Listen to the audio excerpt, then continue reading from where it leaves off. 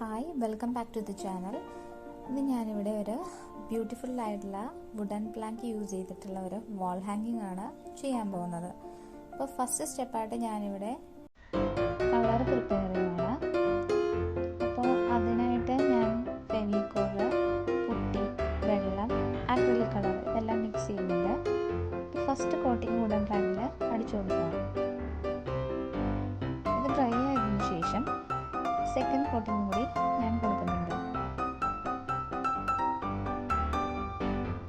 അപ്പോൾ കുറച്ചും കൂടി ഡാർക്കായിട്ട് കിട്ടുന്നതിന് വേണ്ടി നമുക്ക് ഒരു കോട്ടിങ് കൂടി കൊടുക്കേണ്ടി വരും.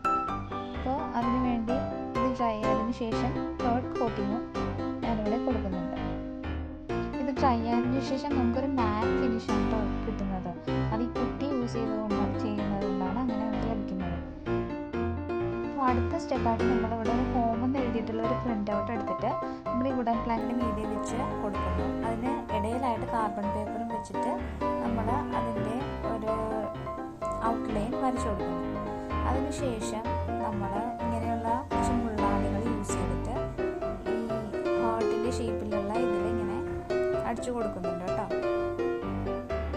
കറക്റ്റ് ലെവലായിരിക്കണം ഈ ആണികളൊക്കെ വെച്ചിട്ടുണ്ടാകുന്നത്.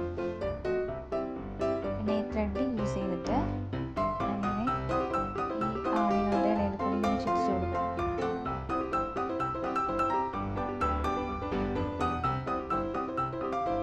നമുക്ക് വേണമെങ്കിൽ ഓരോ ലെറ്റേഴ്സും ഇതുപോലെ തന്നെ ചെയ്യാം. ആണി യൂസ് ചെയ്തിട്ട് ഓരോ ലെറ്റേഴ്സും മീതെ നമുക്ക് ആണി അടിച്ചു കൊടുത്തിട്ട് ഇതുപോലെ ത്രെഡ് നമുക്ക് ചുറ്റിച്ച് കൊടുത്താൽ മതി. പക്ഷെ അത് കുറച്ചും കൂടി ടൈം എടുക്കും. ഞാൻ ഹാർട്ടിൽ മാത്രമേ ഈ ത്രെഡ് യൂസ് ചെയ്ത് ചുറ്റിച്ച് കൊടുക്കുന്നുണ്ടല്ലോ. അപ്പം ഇങ്ങനെ ചെയ്ത് കൊടുക്കാൻ മതി കേട്ടോ.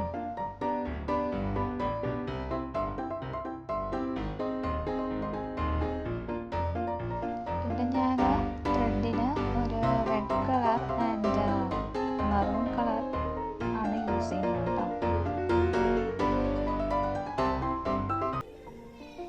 ഇത് കുറച്ച് ടൈം കൺസ്യൂമിങ് ആണ്, പക്ഷേ അറ്റ് ദ എൻഡ് നമുക്ക് ബ്യൂട്ടിഫുൾ ആയിട്ടുള്ളൊരു പ്രൊഡക്റ്റാണ് കിട്ടുന്നത് കേട്ടോ.